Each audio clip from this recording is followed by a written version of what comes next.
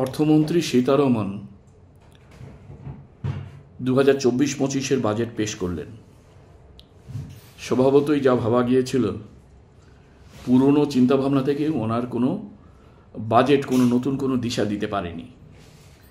প্রথম কথা হচ্ছে 2024-25-এর বর্তমান যে অর্থনৈতিক অবস্থা দেশের, সেটা থেকে ইমপ্রুভ করার জন্য যা যা করা দরকার তার কোনো কিছু আমরা এখান থেকে পেলাম না।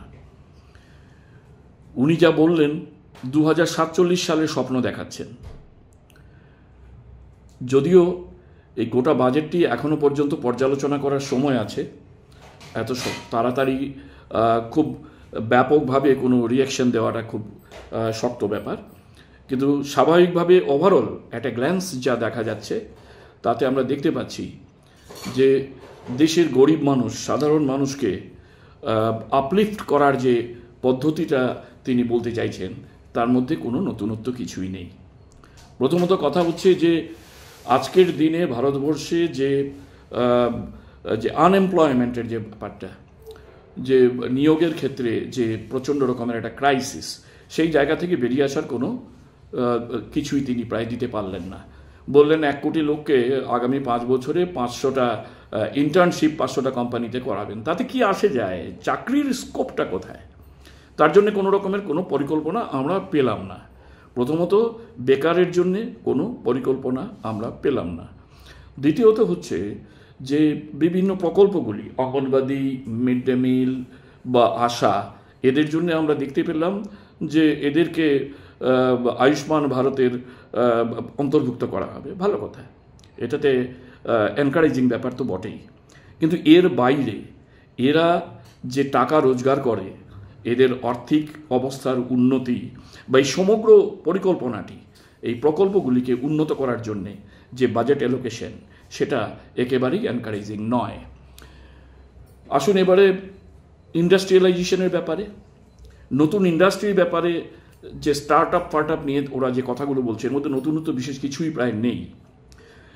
আসুন ট্যাক্সের ব্যাপারে, নতুন কোনো ট্যাক্স রেজিম নেই। যে ট্যাক্সের যা ব্যাপার আছে প্রায় সম্পূর্ণটাই অপরিবর্তিত রয়ে গেছে। সো মিডল ক্লাসের কাছে এনকারেজিং এমন কিছু ব্যাপার কিন্তু নেই। কৃষকদের ক্ষেত্রে এমএসপি ঘোষণা করার কথা দিয়েছিলেন নরেন্দ্র মোদী, সেই মিনিমাম সাপোর্ট প্রাইসের ব্যাপারে কিছুই নেই। অর্থাৎ সামগ্রিকভাবে কৃষি ব্যবস্থা উন্নত করার জন্যে উনি বলছেন পাবলিক প্রাইভেট এই সমস্ত পার্টনারশিপের ব্যাপারগুলো কথা বলতে চাইছেন। তার মানে গোটা বিষয়টা হচ্ছে যে পিজেন্ট্রিকে ইমপ্রুভ করার জন্য এবং কৃষকদের সামগ্রিকভাবে অর্থনৈতিক উন্নয়নের জন্য যা যা ব্যবস্থা হওয়ার দরকার ছিল, তার কোনোটাই প্রায় নেই। এক কথায় এর মধ্যে নতুনত্ব কিছু নেই।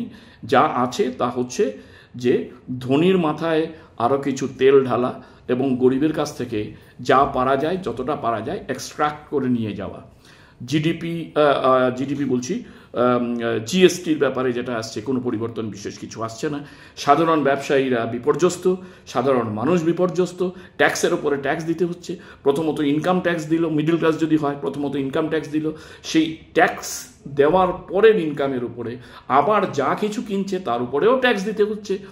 এই যে একটা অবস্থাটা চলছে, তার মধ্যে ভারতবর্ষে 80 কোটি লোককে বিনা পয়সায় খাবার দিতে হচ্ছে।